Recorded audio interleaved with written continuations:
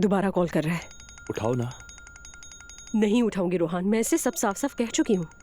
Elif, तुम्हें पता है तुम बिल्कुल फजूल बातें कर रही हो। क्या तुम भी बाकी लोगों की तरह मुझे पागल समझते हो? तुम कहती हो कि बच्चा पैदा करूंगी और खुद पाल लूंगी। वो आदमी चाहता है कि अपने बच्चे का ख्याल रखे और तुम उसे करने नहीं देती। बस कर दो। मैं नहीं चाहती ये रोहान, मैं ये बच्चा सिर्फ अपने लिए पैदा करना चाहती हूँ। दुनिया ऐसे नहीं चलती। वो आदमी तुम्हें आसानी से नहीं छोड़ेगा। ठीक है फिर। हाँ बोलिए अप्पू। अब अगर गुस्सा खत्म हो गया तो बात कर सकते हैं। मेरा गुस्सा तो उसी दिन खत्म हो गया था जिस दिन आप घर वापस चले गए थे। देखिए, ये मेरा फैसला है, इस पर मेरा इख्तियार है। इसका आपसे कोई ताल्लुक नहीं है। ना मैं आपके करीब आना चाहती हूँ, ना ही आपके घर वालों के। मेरे घर वालों के करीब ना रहो, लेकिन ये बताओ कि मेरे बगैर कैसे रह सकती हो?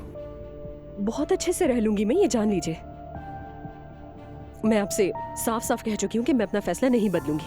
अगर आपने जिद की ना तो मैं किसी और से शादी कर लूंगी। बस जरा पुरसुकून हो जाओ, गुस्सा ठंडा हो जाए, उसके बाद हम सुकून से बैठकर बात करेंगे, समझदार लोगों की तरह। हाँ बिल्कुल समझदार नहीं हूँ मैं। देखिए, अब बात करने को कुछ नहीं बचा, ठीक है? इसीलिए यहाँ दोबारा मत आइएगा, ना फोन कीजिएगा मुझे। मैं तुमसे बाद में बात करूंगा।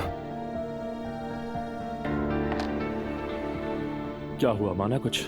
बिल्कुल नहीं। जाहिर है नहीं मानेगा। याद रखो, चीजें वैसी नहीं होती एलिफ जैसी तुम समझती हो।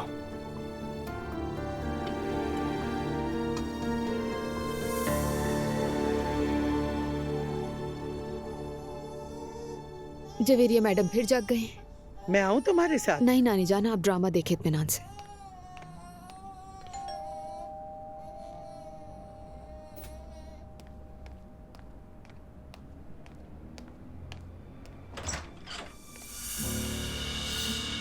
अस्सलाम वालेकुम। अब्दुल्ला साहब, एलिफ यहाँ नहीं है।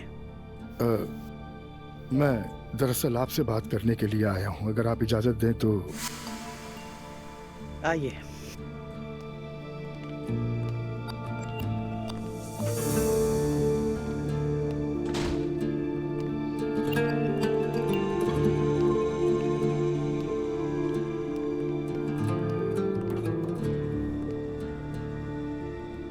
बैठिए। बहुत शुक्रिया।